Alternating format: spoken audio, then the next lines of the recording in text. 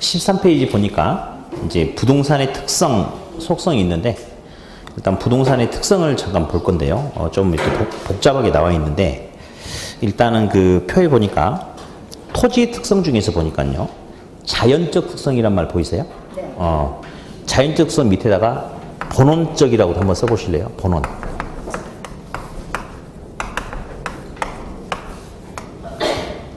다음 그 밑에 보니까 인문적 특성이 있을 거예요. 인문. 경제적.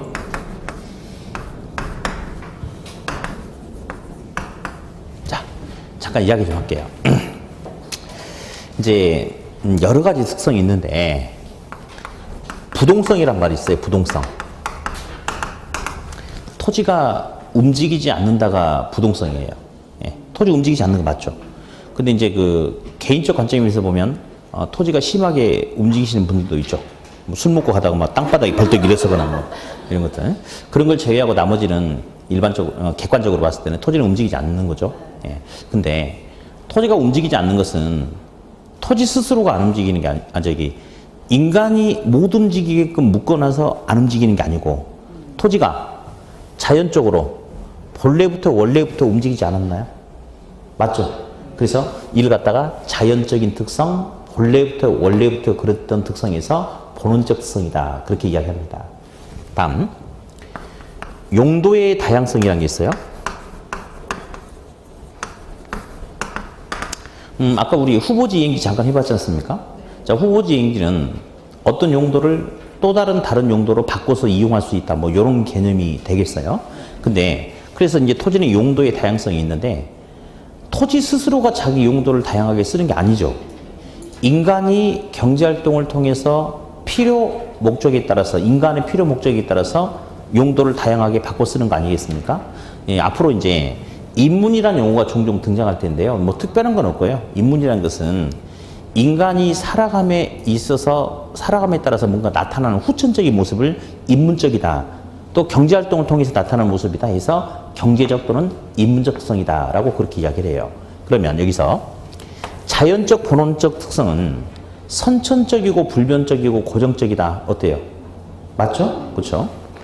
인문적 경제적 특성은 후천적이고 유동적이고 가변적이다. 맞죠? 그렇죠? 자, 그러면서 책을 한 장 넘겨보면 14페이지 보니까 양가로 1번에 자연적 특성이 있어요. 네, 그죠? 거기 반가로 1번에 부동성이 있고, 저 밑에 반가로 2번에 영속성이 있고, 오른쪽 페이지 상단에 부증성이 있습니다. 이 세 놈이 시험의 메인인데, 그 중에 3번 부증성이 시험에 직간접적으로 여러 파트에서 걸치고 나타납니다. 그래서 이 세 놈만 잠깐 볼 텐데, 첫 번째, 부동성. 그래요. 토지가 움직이지 않는다가 부동성이에요. 이와 관련된 여러 가지 파생 현상이 있는데 그냥 듣고 넘어갑시다. 자, 그리고 이제 또 하나. 아까 부동산은 위치 가치라고 했어요. 11평짜리하고 43평짜리가 있는데 똑같은 위치라면, 지역이라면 가격은 43평이 크지만 지역이 위치가 다르면 가격은 달라질 수 있다. 따라서 부동산은 위치가 고정되어 있기 때문에 동일한 브랜드, 동일한 규모, 동일한 용도의 아파트를 하더라도 전국적으로 균질적인 가격이 나타난다면 되겠어요? 안 되겠어요? 지역에 따라서 서로 다른 가격이 나타날 수 있다. 그런 게 이제 시험이 주가 되겠고. 다음, 영속성이 있어요.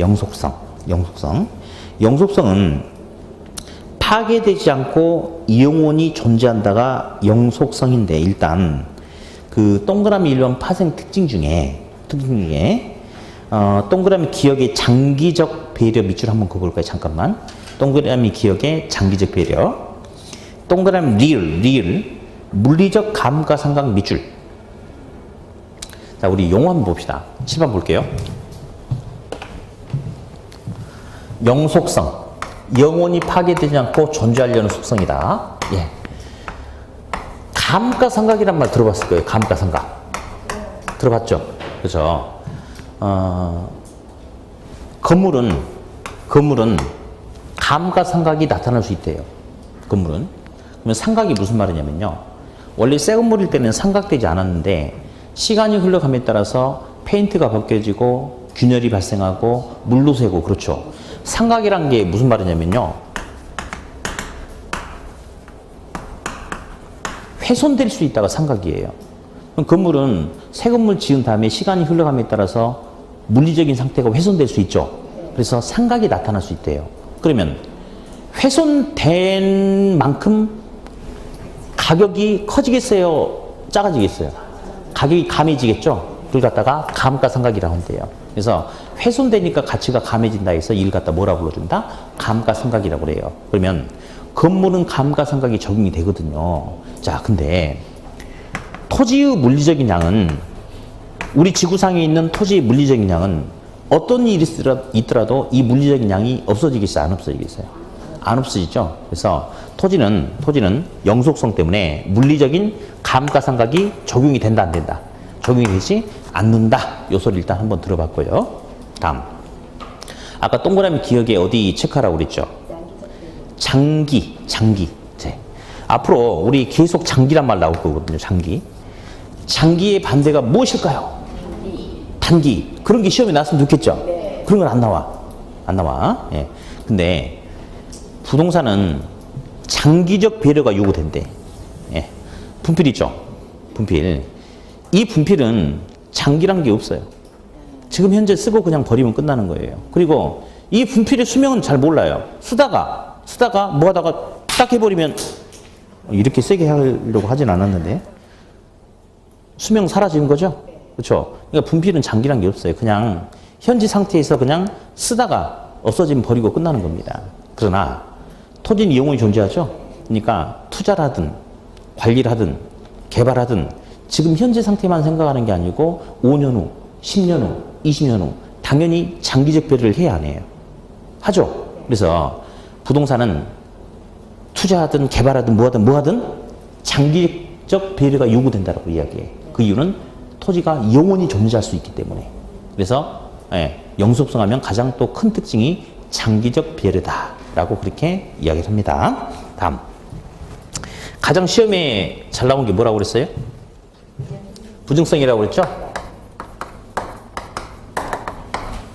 부증성은 토지의 물리적인 양은 더 이상 증가시킬 수 없다가 부증성이에요. 여러 가지 파생 현상 중에 아주 중요한 게 있는데 그냥 들으세요. 기본서에다가는요. 제가 밑에다가 사례를 싹 들어놨어요. 그러니까 나중에 읽어보면 되는 거니까 지금 들어보세요. 자, A지역이 있어요. A지역이. 근데 A지역에 토지의 총 면적이 100만 제곱미터래.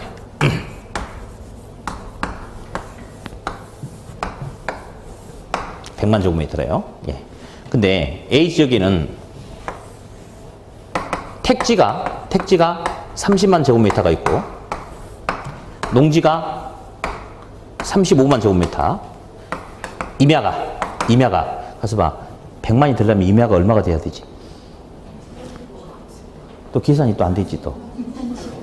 그치 35. 그래서 35 더하기 30은 70 더하기 30은 100만 맞죠? 그렇죠? 자, 근데 A 지역에 주택 수요가 증가할 수 있어요? A 지역으로 주택 수요가 증가할 수 있죠. A 지역이 이번에 뭐가 생겼대. 그래서 어쨌든 주택 수요가 증가한대. 그런다 하더라도 A 지역의 토지의 물리적인 양은 증가시킬 수 없죠. 그렇죠? 그러면 아파트가 부족해. 그러면 아파트를 지을 택지가 부족하니까 농지, 임지 중에 5만을 10만 제곱미터를 택지로 전용해 쓸 수 있나요?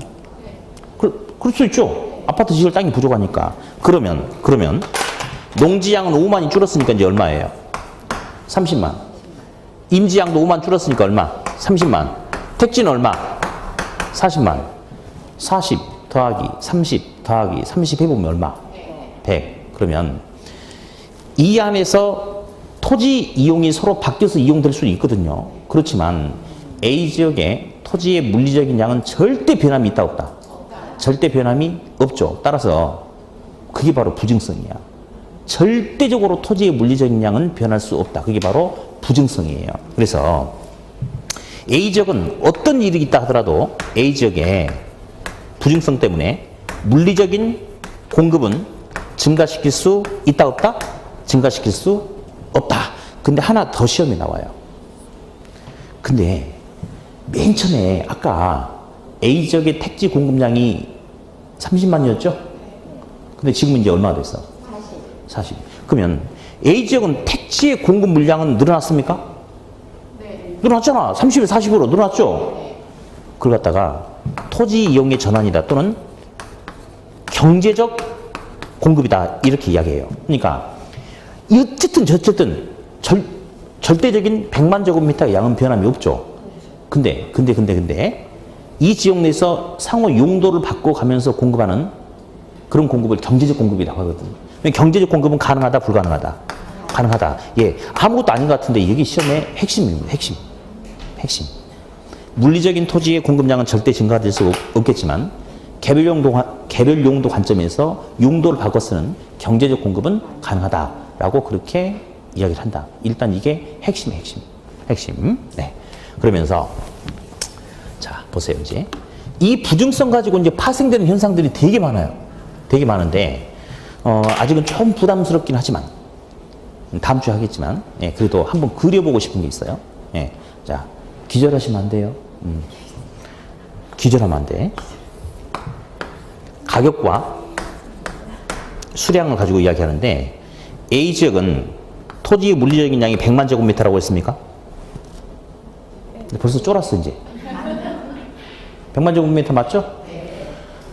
제곱미터당 가격이 100원 할 때 100만 제곱미터라고 가정하자. 근데 A지역의 A지역의 수요가 증가함에 따라서 가격이 150으로 인상될 수도 있습니까? 그럼 A지역의 토지의 물리적인 양은 증가해요, 감소해요? 가격이 오르니까. 그대로지. A지역의 물리적인 양은 그대로 여전히 몇만 제곱미터예요? 100만 제곱미터. 가격이 200원으로 비싸져도 여전히 몇만 제곱미터? 100만 제곱미터. 자, 스톱. A지역은 밤마다 귀신이 나온다라는 소문이 돌았어. 무섭대. 그러면 A지역의 토지 수요가 감소할 수도 있어요. 그러면 땅값이 100원에서 50원으로 하락할 수도 있습니까?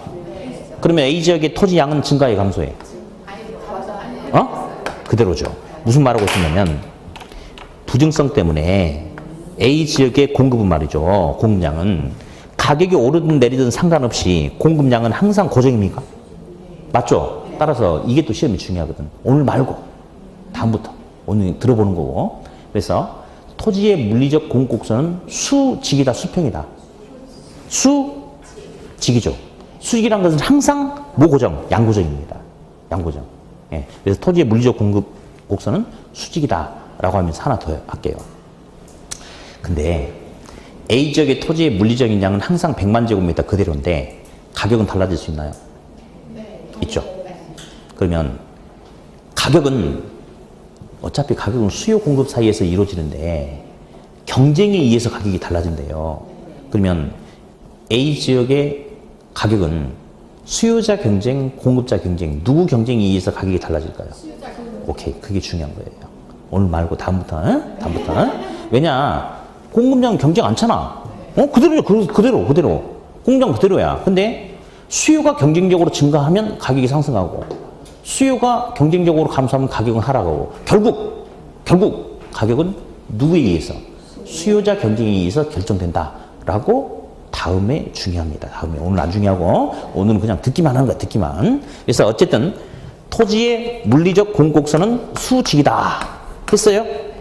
다음 다시 할게요. 가격과 수량.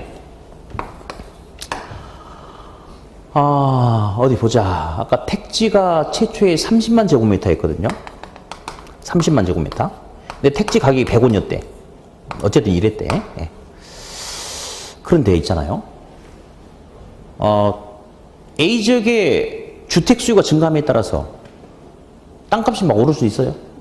그러면 택지 가격이 100원에서 150원으로 인상될 수도 있습니까? 그러면 A지역 내에서 논밭 갖고 있는 사람들, 임야 갖고 있는 사람은 현재 이용되고 있는 상태보다 택지로 전용하면 돈이 더 되는 거예요? 그럼 전용하려고 하겠다. 그러면 택지 가격이 상승하면 다른 용도 토지를 택지로 전용하니까 택지 양이 40만으로 증가할 수도 있겠네. 그래서 토지의 물리적 공곡선은 수직이야. 항상 양은 그대로래. 그런데 용도를 바꿔 쓰는 경제적 공급은 가능해, 불가능해? 가능하죠. 그러니까 곡선이 수직이 아니고 오른쪽 위로 올라간대요. 무슨 형태가 된다? 우상향하는 형태가 된다. 라고 다음에 제대로 알려줄게요. 오늘은 그냥 들어보는 거예요. 오늘은. 지금 아까도 내내 이야기했는데 11월달, 12월달 공부 열심히 하는 학생 절대 안 됩니다. 이때는 그냥 들어보는 거야. 들어보는 거고. 그리고 이제 오늘 이거 한번 들었잖아요. 근데 1월달에 또 하고 하잖아요. 그러면 자기가 스스로 깨우치는 게 있어요. 우리 강의하는 강사들도 마찬가지예요. 전 나이가 몇 살처럼 보이나요? 30대? 이 학생이 딱 합격할 학생이야.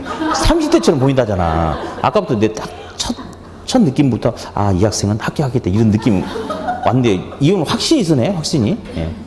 근데 저도 이제 강의를 되게 좀 일찍 시작을 했어요. 이제 이 강사들 사이에서 되게 어린 나이 시작을 했는데 그래서 이제 강의 경력은 엄청 많아요.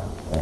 근데 더 이상 대충 이야기하면 대충 나이 알아버리니까 이야기 안 할 텐데 근데 이제 저도 이제 강의를 벌써 이제 한 15년 됐는데 근데 이제 지금도 있잖아요. 똑같은 내용을 강의를 하다가 강의하는 순간 뭔가 이런 게 있다 하고 이렇게 살짝 여지껏 몰랐던 것이 강의하는 순간 뭔가 깨우쳐지는 그런 게 있거든요. 그런 게 있어. 근데 저보다 상태가 훨씬 더 안 좋은 우리 학생들 어떻게 하겠어요? 그죠? 그러니까 이게 하다 보면 오늘 하고, 그러니까 이번에 하고, 2달 후에 또 하고 하면 이제 스스로 어떤 똑같은 플레이에서 강의를 들으면서도 뭔가 깨우쳐지는 그런 것들이 있어요. 그러니까 지금 있잖아요. 알아두려고 하면 안 돼. 지금 그냥 듣고 넘어가는 거야. 지금은 부증성 하는데 뭐 A 지역의 토지 면적이 100만 제곱미터인데 뭐 이래저래 해도 항상 토지 면적은 100만 제곱미터고 근데 그 안에서 뭐 다른 용도를 택지로 전용해서 쓰니까 택지량은 늘어날 수도 있다더라 라고 끝내는 게 정답이에요. 지금은. 네. 다음. 부증성 가지고 이제 이런 말이 나와요. 상대적 희소성이 커진다. 자, 스톱. 옛날이나 지금이나 토지의 물리적인 면적은 변함이 없어요. 그죠? 근데 옛날에는 사람이 적었대요. 그러니까 토지에 대한 가치 인식을 할 수가 없었어요. 어디 30년, 40년, 아니, 어디 20년 전에, 30년 전에 토지 한 평에 3억, 4억 하는 토지 어디 있어, 세상에. 어디 있냐고. 옛날에는 공을 세우면 말이죠. 땅을 줬어요. 엄청나게 많은 땅을 줬어. 근데 지금은 절대 땅을 못 주죠. 너무 비싸니까. 그래서 옛날이나 지금이나 토지의 물리적인 양은 똑같은데 자꾸 인간의 숫자가 늘어남에 따라서 토지에 대한 수요가 늘어남에 따라서 상대적으로 토지가 부족해지는 거죠. 귀해지는 거죠. 그래서 상대적 희소성에 의해서 토지의 가격은 상승하는데 정상적인 수준보다 너무 무리하게 비싸진단 말이죠. 집가구. 특히 도심 지역에. 그래서 도심 지역에 집가구 문제가 생기니까 아까도 이야기했듯이 도심 지역은 땅값이 비싸다. 그러니까 그 비싼 땅값을 감당하기 위해서는 고층 건물들이 빼곡하게 들어서야 된다. 토지 이용이 집약적으로 나타난다. 이런 내용도 있고 또 하나. 땅값이 상승하면 좋아요, 안 좋아요? 그래요.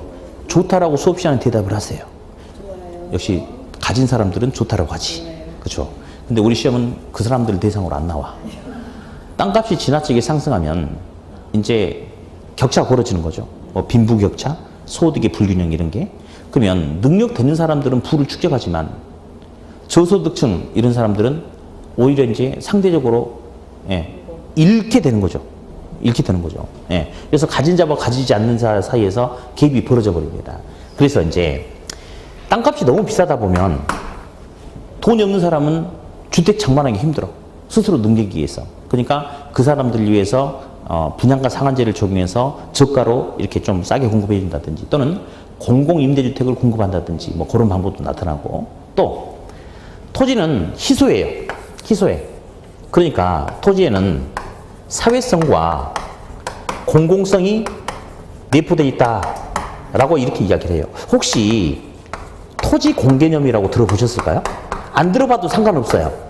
어차피 기대하고 오지도 않았으셔도 별로 기대하진 않아요. 그 정도는 훌륭한 거고. 오늘 여기서 새롭게 들어보면 돼. 자, 그러면 있잖아요.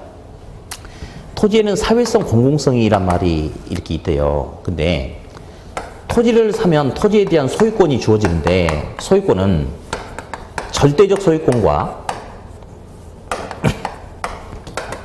상대적 소유권이란 말이 있는데요. 네, 소유권. 자,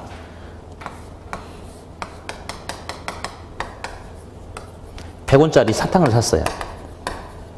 이 100원짜리 사탕을 샀는데 그러면 제가 돈 주고 샀으니까 이 사탕에 대한 소유권은 저한테 있는 거 맞죠? 100원짜리 사탕은 소유자한테 절대적인 소유권이 있어요. 내가 100원짜리 사탕을 사가지고 깨물어 먹든 삼키고 먹든 반 빨아먹다가 뱉든 버리든 그 누구도 나한테 뭐라고 하지 않아요. 절대적 소유권이 인정되는 거예요. 근데 부동산은 한정돼 있어요. 한정돼 있어. 그래서 내 땅이지만 내 멋대로 나만을 위해서 이용해버리면 다른 사람에게 피해를 줄 수도 있잖아요. 그렇죠? 그러니까 토지에는 절대적 소유권을 허용하지 않고 상대적 소유권만 허용한다. 이 말은 바로 무슨 말이냐? 자, 토지 공개인이 뭐냐면요. 토지를 소유하거나 이용할 때는 개념을 똑바로 잡으래요. 무슨 개념이냐? 공에 대한 개념을 잡으래. 무슨 말이냐면 개인의 땅이라 하더라도 개인만을 위해서 이용하다 보면 다른 사람들, 공공의 이익에 피해를 줄 수가 있죠. 그러니까 토지 이용할 때는 공공의 이익에 반하지 않게끔 부합되게끔 이용해라. 이걸 갖다가 토지에는 사회성과 공공성이 내포되어 있으니까 자기만을 위해서 이용하면 안 되다. 그걸 갖다가 무슨 소유권이다? 상대적 소유권이 인정된다. 예, 말은 거창하게 하는데 시험 딱 하나만 나와요. 현대적 관점에서 토지 소유권은 절대적 소유권이 허용된다. OX. X. 무슨 소유권만? 상대적 소유권만 허용된다. 그런 지문만 어쩌다 나와 그냥. 그냥 처음이라 이야기한 거야. 그럼 보세요. 만약에 분필 이런 거 같은 경우는 계속해서 만들어낼 수 있나요? 맞죠? 그럼 제가 오늘 수업 시간에 분필을 몇 개 부러뜨린지 아세요? 여지껏? 잘하네. 2개 부러뜨렸어요. 근데 여기서 또 하나 이렇게 해도 원장님 저한테 뭐라 해야 안 해요? 안 하죠. 뭐라 하면 다음 주 안 와버리면 되니까. 예, 뭐라 안 쳐. 이렇게 부러뜨려도 뭐라 안 해. 왜? 싸거든. 그리고 이런 물건은 있잖아요. 계속해서 만들어낼 수 있거든요. 그러니까 이런 거는 뭐 대충 쓰고 버려도 전혀 문제가 안 돼. 근데 이 토지라는 공간은 한정되어 있기 때문에 뭐 때문에 더 이상 늘어날 수가 없죠. 그러니까 주어진 토지 가지고 우리 모두가 더불어서 다 잘 살아야 하기 때문에 정부가 절대적 소유권을 허용해 주지 않고 상대적 소유권을 허용해 주는 겁니다. 결국 이거 말고도 되게 많아요. 근데 오늘 첫날이라서 열심히 저도 강의하면 안 되거든요. 오늘은 흥미를 유발해야 돼. 자신감을 이렇게 해요. 그래가지고 빼도 박도 못할 때 되면 그때부터 열심히 하는 거지. 그래서 어쨌든 이 부증성이 사실은 이게 이제 주가 되긴 하지만 이거 말고도 이 연관돼서 파생되는 현상들이 되게 많아요. 그래서 시험 문제에 단독으로 몇 문제 나오냐라고 할 게 아니고 여기저기 이게 파생되는 문제들이 되게 많기 때문에 오늘 말고 나중에 부증성 할 때는 좀 관심 있게 보셔야 될 그런 필요성이 있어요. 네. 다음.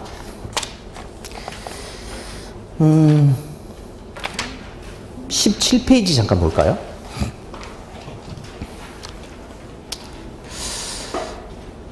양가로 2번에 보니까 저 밑에 부동산 소유권의 범위란 말이 있어요. 보시죠? 그렇죠? 거기 이제 저 혼자 읽어볼게요. 우리 민법. 그럼 뭐 니네 민법이냐? 네, 어쨌든 민법 제212조에서는 토지 소유권은 정당한 이익 동그라미 정당한 이익이 있는 범위 내에서 토지 상하에 미친다라고 규정한다. 이런 말이 있는데요. 자, 이거 하나만 보고 이제 마무리할 텐데요. 칠판 봅니다. 토지를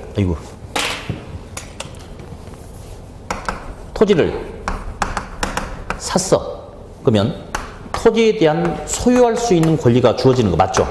그렇죠? 토지 소유권은 자, 땅 바닥을 지표라고 그래요. 지표. 땅 위에 있는 공간을 공중, 땅 아래에 있는 공간을 지하인데 뭐 우리 책은 지중이라고 뭐 일본식 표현을 써놨는데 시험은 그냥 지하라고 나옵니다. 이렇게 소유권은 아까 우리 원래 지나간 과거는 묻지 않는 게 불문율인데 우리 아까 2교시 때 부동산의 복합 개념 해가지고 물리적 개념, 경제적 개념, 법률적 개념 이렇게 해본 적이 있어요. 그럼 소유권은 이 세 가지 중에 무슨 개념일 것 같아요? 소유 권리, 법률적 개념이겠죠? 그렇죠? 그러면 만약에 물리적 개념으로 본다면 공중공간, 지표공간, 지하공간 이렇게 할 테고 경제적 개념으로 본다면 공중공간 가치, 지표공간 가치, 지하공간의 가치 이렇게 할 텐데 얘는 권리적인 측면에서 이야기하자고 그랬죠. 그러니까 공중권, 지표권, 지하권 이렇게 이제 이야기를 해요. 자, 그러면 갑돌이가 땅을 여기서부터 여기까지 땅을 샀대요. 그러면 이 토지에 대한 소유권은 우리 갑돌이한테 있는 거 맞죠?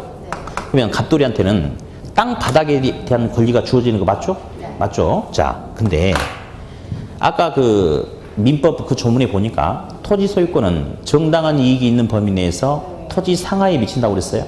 맞죠? 그러면 땅 사면 땅 바닥만 자기 게 아니고 땅 위에 있는 이 공중 공간도 토지 소유자가 이용할 수 있어요. 땅 바닥 밑에 있는 지하 공간도 토지 소유자하고 권리가 됩니다. 근데 아까 어디 동그라미 쳐놨더라? 정당한 이익이 있는 범위. 자, 잠깐만. 이 공간도 이제 갑돌이 공간이 맞는데, 공중 공간. 자, 그런데 만약에 소유권이 공중이나 지하로 무한 연장돼 버린다면 대혼란이 와버립니다. 어떤 현상이 나타나냐면 갑돌이가 토지가 이렇게 있는데 자기 토지 위로 대한항공 여객기가 이렇게 날아가는 거예요. 근데 갑돌이가 딱 보니까 토지 소유권은 토지 상하에 미친다고 그랬는데 저 자식이 지금 나한테 말도 없이 내 땅 위를 침범하고 돌멩이 던져서 격추시키면 돼, 안 돼? 안 된다 이거지. 그래서 무한 연장된다. 그것만 오답이 나오거든요. 그럼 안 돼. 왜냐면 공중 공간도 개인의 소유권이 인정되기는 하지만 무한 연장되면 안 돼요. 전파의 착신과 발신, 항공기 운항, 공익을 목적으로 이용되는 공간이 따로 있어. 그래서 개인이 이용할 수 있는 공간을 이제 뭘 쓰지 말아요. 그냥 듣기만 해. 사적 공중권이라고 하고 비행기가 날아다닐 수 있는 공간, 이런 공간을 공적 공중권, 지하도 마찬가지야. 그래서 딱 하나만. 토지 소유권은 공중이나 지하로 무한히 연장된다 이런 소리 나오면 되겠어요? 안 되겠어요? 안 돼요. 일정한 정당한 이익이 있는 범위까지만 허용이 된다. 그 소리만 기억을 하시면 돼요. 네. 그래요. 오늘은 뭐 진도는 여기까지만 나갈 텐데 아까 제가 이야기했듯이 아까 제가 지금 축하드린다고 이야기했어요. 분명히. 축하드린다고. 네. 합격을 축하드립니다. 축하드립니다. 사람은 기회가 주어졌을 때 해야 돼요. 근데 이번 시험이 합격하기가 훨씬 더 수월할 것 같아요. 27일 시험보다. 그러니까 이번은 열심히 하면 되는데 11월달 열심히 하란 말은 절대 아니고 12월달 그러니까 11월부터 공부 시작한 학생하고 1월부터 공부 시작한 학생하고 나중에 종착 지점은 똑같을지 몰라요.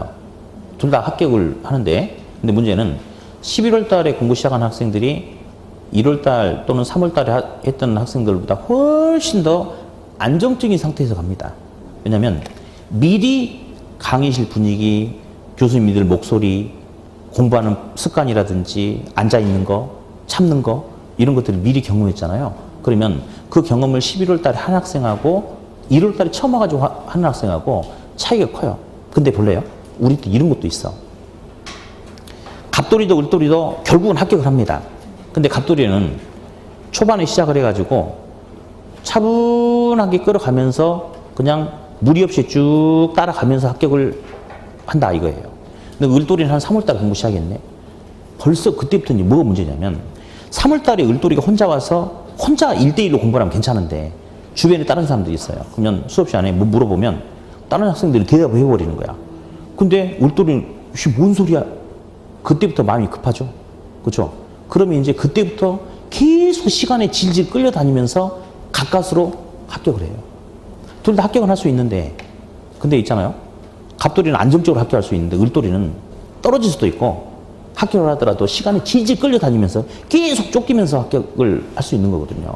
그러니까 여러분들은 잘 하신 거예요. 11월달 시작하셨으니까. 그래서 11월달은 복습이 이런 거 절대 하시면 안 돼요. 그냥 놀러 오세요. 놀러. 대신에 결석은 하지 말고 계속 오시는 게 좋아. 근데 12월달에 만약에 지금 무슨 아주 큰일이 있다. 그럼 그때는 결석해도 괜찮아. 대신에 이 공부는 이 부동산 학개론이 오늘 수요일 날이지 않습니까? 예, 그러면 이게 또 안 좋은 게 있어요. 그 사실 사법 시험 준비하는 학생들은 우리처럼 매일 다른 과목 하지 않아요. 그 학생들은 2달 내내 민법만, 한 달 내내 형법만 이렇게 해. 그게 효과적이에요. 근데 문제는 뭐냐? 우리는 안 돼. 걔네들은 기억을 하거든. 기억하거든. 근데 솔직히 우리는 안 돼. 그게 안 돼. 그러니까 예를 들어서 한 달 내내 학개론만 하고 그 다음에 한 달 내내 민법만 하고 그 다음에 또 한 달 내내 뭐 한다 그러면 다 잊어버려요. 다.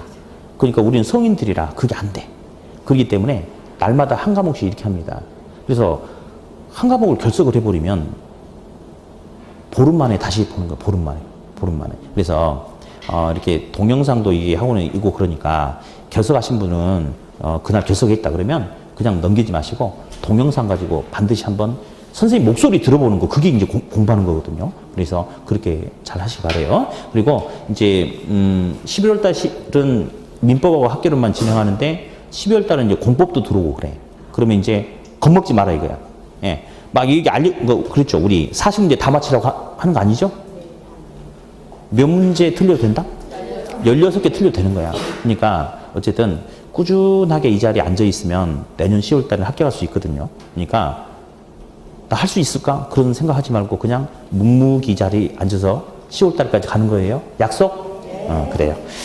자, 그래요. 오늘 이제 첫 만남인데 오늘 수업도 열심히 잘 들어주셔가지고 감사하고 앞으로 또 다음 주에는 더 재밌게 열심히 한번 해봅시다. 예, 예. 그럼 고생하셨고 다음 주에 다시 뵙겠습니다. 수고하셨습니다.